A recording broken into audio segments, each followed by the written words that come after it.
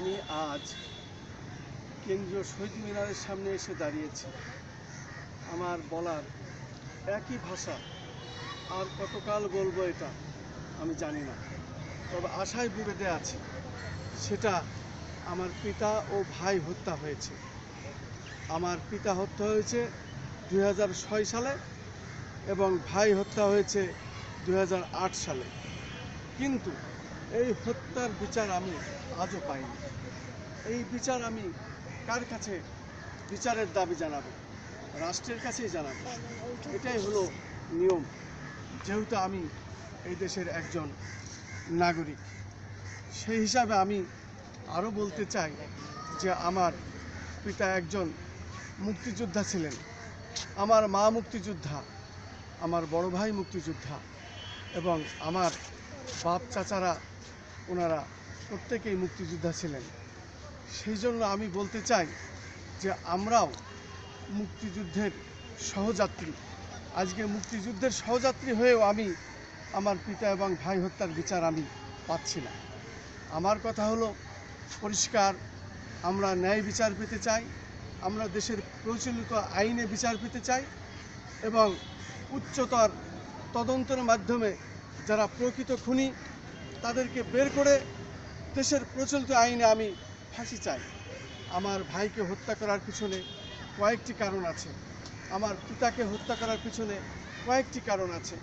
সেটা হলো আমার পিতা মুক্তিযোদ্ধা এবং আমার ভাই একজন ঠিকাদার ছিলেন।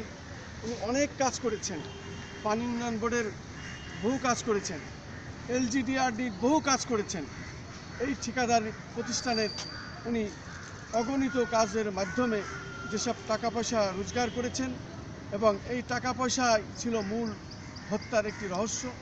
এবং এই টাকাকে কিভাবে আত্মসাৎ করা যায় সেজন্য খুনিরা তৎপর ছিল এবং তারা বিভিন্ন ধরনের নেটওয়ার্ক করে তাকে সুপরিকল্পিতভাবে হত্যা করে। আমার ভাইয়ের পানি উন্নয়ন বোর্ডের অনেক টাকার পাওনা আছে, তার প্রায় কয়েকশো কোটি টাকা হবে। সব ক্ষতিপূরণ দিয়ে এইসব দাবি দেওয়া মামলার মাধ্যমে যদি আমরা রিট পিটিশন করে প্রকৃত রায় আমরা পাই, তাহলে এই টাকা আমরা অবশ্যই ফেরত পাবো দেশের প্রচলিত আইনের মাধ্যমে। এবং আমার ভাই ফেনীতে একটা কাজ নিয়েছিলেন, সেই এলাকায় জয়নাল হাজারি ছিল ওই এলাকার সবথেকে বড় মাপের এবং আমি বলবো গডফাদার।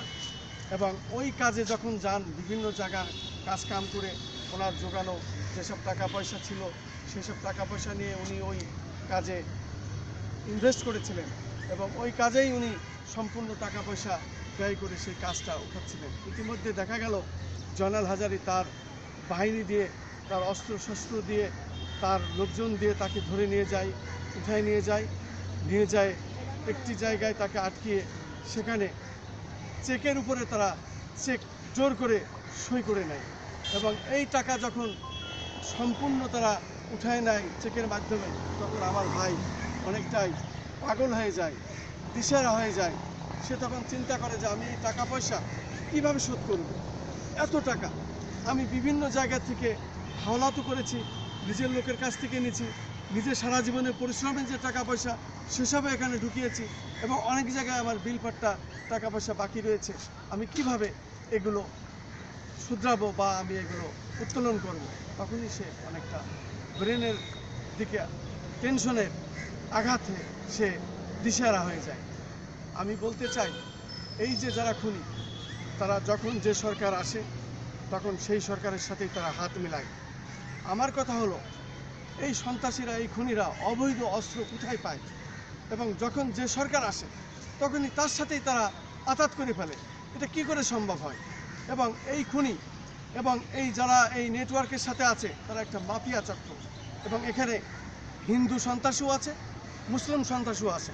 মূলত এরা কোনো গোত্রের নয়, কোনো রাজনীতির নয়।